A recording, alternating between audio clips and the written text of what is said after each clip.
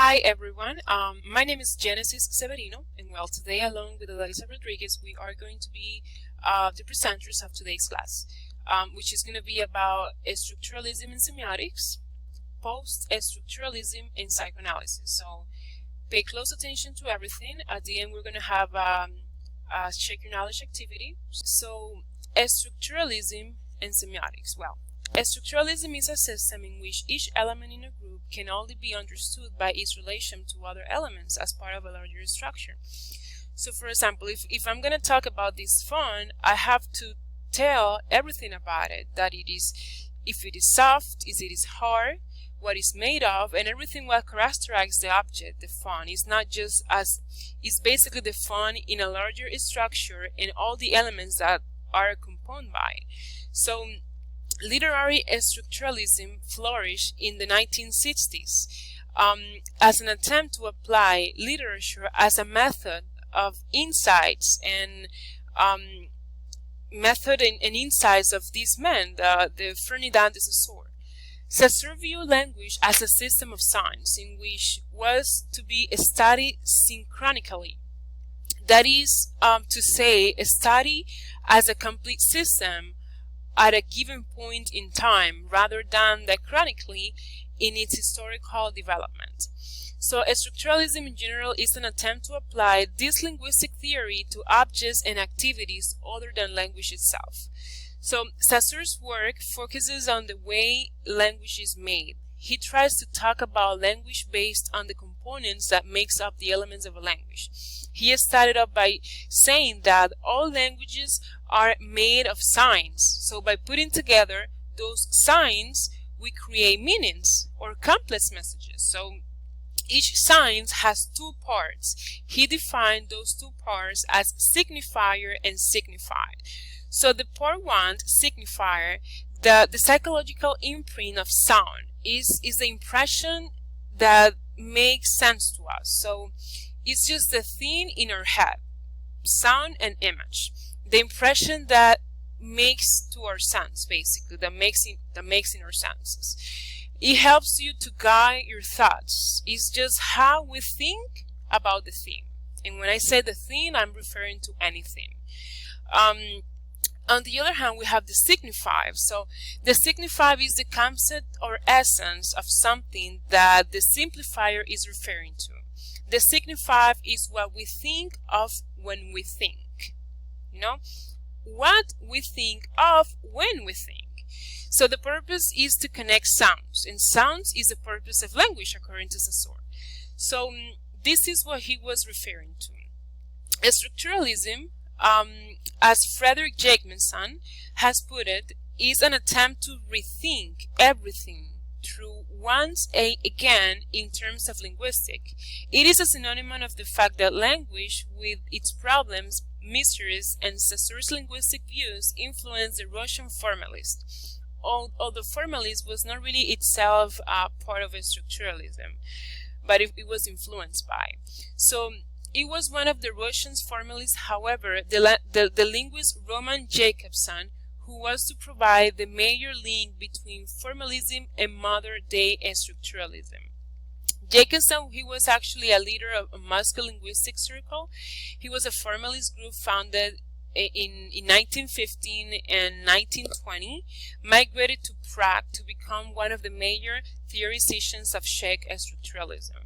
So the Prague Linguistic Circle was founded in 1926 and survived until the outbreak of the Second World War. Jacobson later migrated once more to the United States, where he encountered the French anthropologist Claude Lévi-Strauss during the Second World War, an intellectual relationship out of which the modern structuralism was developed, and there is when they started to make the foundations of structuralism. Jackson's influence to be detected everywhere within formalism. So check structuralism and modern linguistics. Well, he contributed in particular to poetics, which he regarded as part of the field of linguistics. And the idea was that the poetic consistent above all languages, being placed in a certain kind of self-conscious relationship to itself. In the poetic, the sign is dislocated from the object. So the usual relation between sign and referent is disturbed. So this allows the sign certain independence as an object of value in itself. All communication for Jacobson involves 6 elements. Those 6 elements are an addresser, an addressee, a message passed between them, a shared code which makes the message intelligible, a contact or physical medium of communication, and a context to which the message refers. This is actually something that we all know nowadays, just with different terms. So Jacobson also makes much of a distinction implicit of Saussure between the metaphorical and the metonic. In metaphor, one sign is substitute for another because it is somehow similar to it. Passion becomes flame. In metonymy, one sign is associated with another. Wind is associated with aircraft because it's part of the sky. So with aircraft because of physical contiguity. So one thing is associated with the other one. So we can make metaphors because we have a series of signs in which are equivalent.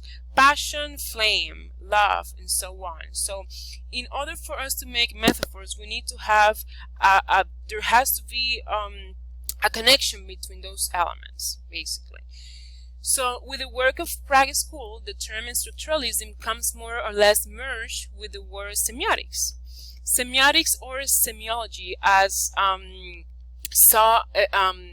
actually was called by Fernand de Saussure.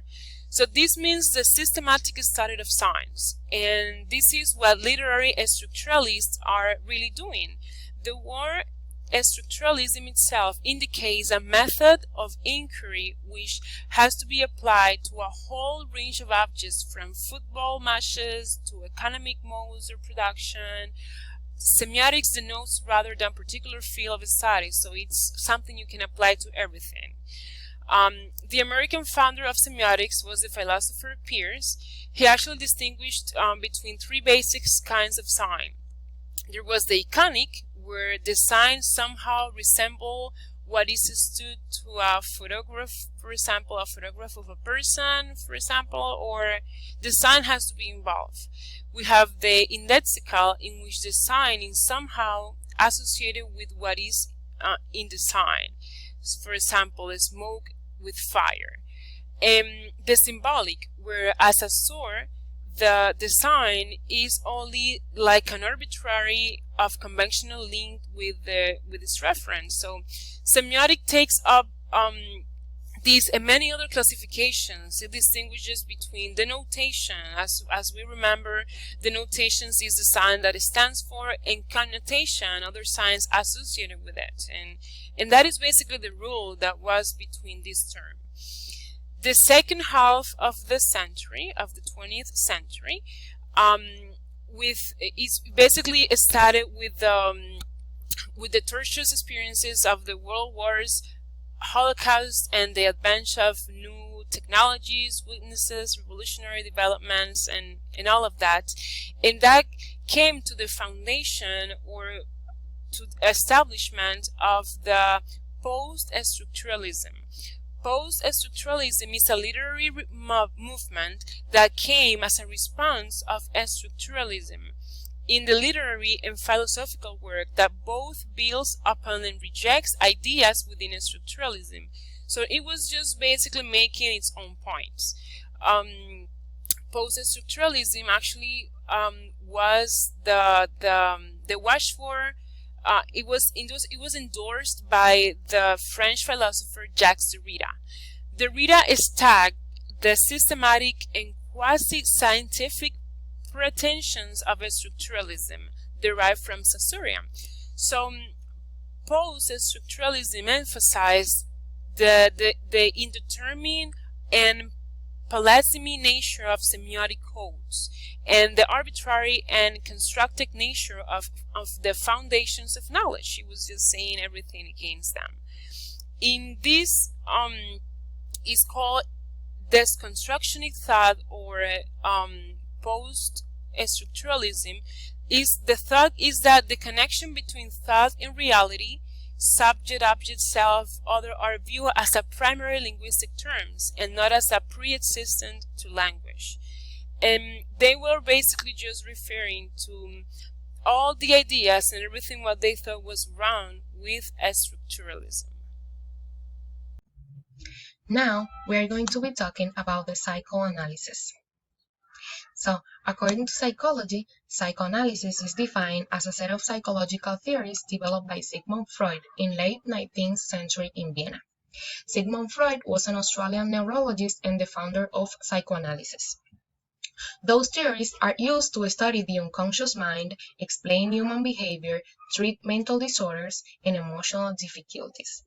Psychoanalysis believes that all people possess unconscious thoughts, feelings, desires, and memories. And Freud believed that events in our childhood have a great influence on our adult lives, shaping our personality. For example, the anxiety that is originating from traumatic experiences in a person's past is hidden from consciousness and may cause problems during adulthood later on, in the term of neurosis. So here we have the Freud psychosexual stages of development. Freud developed these 5 stages that all people need to develop through their life. The first one is the oral stage that starts with the children gets fed from their mom, and here the infant achieves gratification through oral activities. The anal stage that the child learns to respond to some of the demands of society when the child starts to know how to go to the bathroom. The phallic stage, here the child learns to realize the differences between males and females. The latency stage that the child continues his or her development but sexual urges are relatively quiet. And the genital stage, that is the last one here, the growing adolescent shakes off all dependencies and learns to deal maturely with the opposite sex. Also, something very important that we need to know about is the Oedipus and Electra complex. These are 2 complexes that the kids can develop on the latency stage. In the Oedipus complex, the son falls in love with the mom and the daughter with the dad. But something very important is that the son loves his dad. But when the son falls in love with the mom, unconsciously the son see the dad like his competency, like a rival, and if the son needs to injure the dad, he will do it. Something very important also are the 3 parts of the human personality. These 3 parts are called ID, superego, and ego. The ID has innate desires for pleasure, is aggressive, and is sexual impulsive. The superego, in the other part, is moral, ethical, likes to value values, and the ego is mature adaptive behavior. So the ego is the person itself, the superego is in one side, and the ID is in the other side. We also have an example here that we can see. The ID says, I want it now. The ego, that is the person itself, says, I need to do a bit of planning to get it. But the superego says, you can't have it. It is not right. Okay. So we're going to be talking a little bit about the iceberg metaphor by Sigmund Freud. Sigmund Freud compared the iceberg to our mind, the conscious and unconscious. So here we can see that the conscious, it is just a little bit of all our mind, but the unconscious is so much bigger. So what does that mean? There is so much more that we don't remember that the things we are aware of. But those things we don't remember play a very important role in our personality and everyday life. The things we do and select. And in case of authors, the things they write and the way those things come out from their mind has to be so much with the unconscious. So now we're going to be talking a little bit more about the psychoanalysis, but with literature. So according to Freud, the royal road to the unconscious is dreams. And what does dreams has to be with literature? Yes, let's see. So dreams are essentially symbolic fulfillments of unconscious wishes. They are cast in symbolic form because if this material will express directly, then it may be shocking and disturbing enough to wake people up. In order that we get some sleep, the unconscious conceals and softens and distorts its meaning, so our dreams become symbolic text which need to be deciphered. Sometimes the dreams can condensate together a whole set of images into a single statement, or it will displace the meaning of one object on another. This constant condensation and displacement of meaning correspond to what Roman Jacobson identified as the two primary operations of human language, that are metaphor and metonymy. So metaphor, that is condensing meanings together. For example, her long hair was a flowing river. Can you see the metaphor on the example? And the metonymy, that is displacing one onto another. For example, money just walked in. It means a rich person has entered the room. So, literary texts, like dreams, express the secret unconscious desires and anxieties of the authors. A literary work is a manifestation of the author's own neuroses. Neuroses are mental disorder that causes a sense of distress. The aim of psychoanalysis is to uncover the hidden causes of the neurosis in order to relieve the patient of his or her conflicts, so dissolving the distressing symptoms. According to Jacques Lacan, who was the most known psychoanalyst after Freud, he asserts that literary studies are a foundation for psychoanalysis. So a truly Lacanian approach to literary would institute a reversal whereby psychoanalysis is a regional application of literary studies. So an example that I have here is that, oh, sorry, let me just go back. So an example that I have here is a novel called Sons and Lovers. This novel was written by the English writer D.H. Lawrence, and there is no evidence that he had any direct or detailed acquaintance with Freud. But it's certainly the case that Sons and Lovers, without appearing to be at all aware of, is a profoundly Oedipal novel.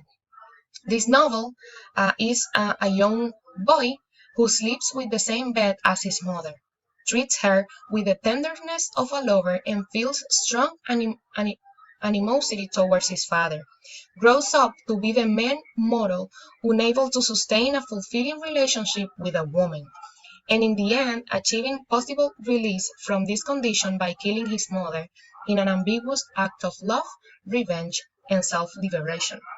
And this happened because this boy didn't grow after the Oedipal complex.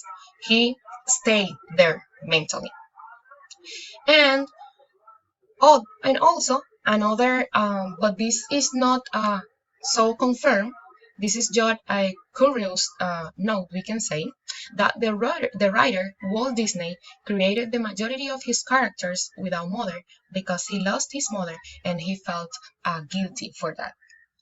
We can say Pocahontas didn't have a mother on the movie. Bambi, Bella from the Beauty and the Bella, and also so much more characters. So this is what happens when people stay to develop or to get free from that neurosis or problem from the childhood. So I hope you understood.